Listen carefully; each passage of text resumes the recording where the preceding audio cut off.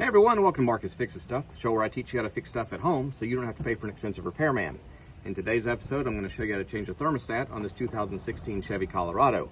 Make sure to watch the whole video and I will show you how much money you will save by doing this yourself. And the reason we're having to do this, my stupid check engine light came on. Don't you hate those? Hopefully by the end of this video, that light will be gone, the car will be fixed, and you will have saved some money. Let's get to work. Make sure your engine is completely cold before you start this job. That's very important. Also, you're going to want to open up the radiator reservoir so there's no pressure and the coolant will drain easily.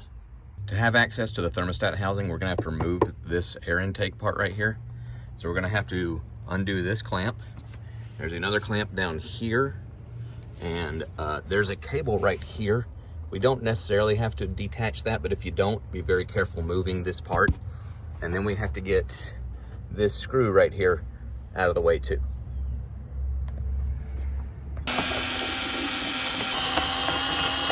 This is a T25 star bit. I found that an Allen key will undo this as well. If you thought you could reach the thermostat from underneath the hood once you got all that air intake stuff out of the way, well, you're wrong. This bolt right here is the bottom bolt of the thermostat. The top bolt is right there. So you're gonna have to get an extender for your socket driver and reach in here in the front wheel well. You see I've got the tire turned out. And reach under there. Let's go back in and undo those two bolts from under the wheel well. I'm using a 10mm socket. I'm gonna go all the way to that first bolt and break it free. There we go. All we had to do there. Now you may want to put something underneath your car so that all of that antifreeze doesn't just spill everywhere. You can, you know, a long plastic tray works fine if you've got like a storage container or something, but you don't want that stuff spilling everywhere. That's the tricky one right there. There we go.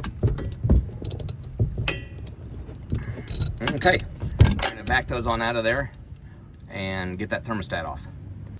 This is the new thermostat.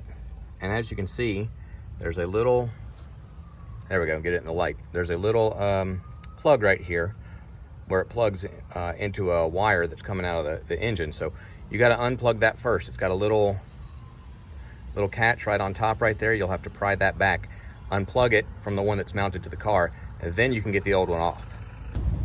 See that red tab right there? You gotta pull that back to get that plug out, that little cable out. Now that the thermostat is disconnected and unplugged, we're going to take our wrench or pliers and we're going to squeeze that clamp so we can get the old thermostat out. As you can see, we got the old thermostat housing off of this radiator hose. Here's the new piece. I bought it at a local auto parts store and I think it was about $50, which you can get them a little cheaper online, but this way I knew it was the right part. So now we're going to put it back into that hose and reattach everything. New part slid in there easily. You see this little arrow right here matches up right here, and you want your that plug that we talked about earlier pointing down. And now we're going to plug it back in and bolt it back in and be ready to go. This is a little trick I saw someone else do online. Take a piece of tape and put it in your the top of your socket driver here in the socket, and then when you put your bolt in, it'll go in straight like that, and you won't have to worry about it falling out when you're trying to go back into that thermostat housing. Pretty neat little trick. There we go. Nice and tight.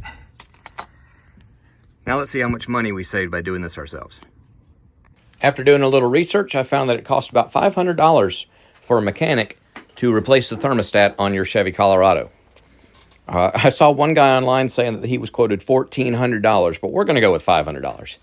I bought the official part that matches my 2016 Chevy Colorado, and that part actually works for a lot of GM vehicles. But again, it was $50, so that's a savings of $450. That's insane. Plus, you're saving time by not having to drop your car off somewhere, go back and pick it up, and you get the satisfaction of doing it yourself. At least for me, it's satisfying. I don't know. But again, if I can do it, you can do it, and we can save a whole bunch of money while we do it. Let's get back to the truck. We're going to take this part, put it back in place. Again, be careful of all the connections. There we go. Slide that down. Wedge this back on. Probably need 2 hands for that. We're going to put this screw back in. And then don't forget to fill up your radiator because we just drained all of the fluid, or most of the fluid, out of this. The last thing to do is to make sure there's no leaks. So crank your car after you filled up the reservoir. I don't see anything. Looks like we're good. You're gonna have to crank your car several times, usually about 10 to 20, drive it some before that engine light will go off, but it will go off eventually. And if not, go back to, a local auto parts store and they will check it for free. That's all for this video. Thank you for watching. Please like the video, subscribe to the channel, and I will see you again when something else breaks. God bless.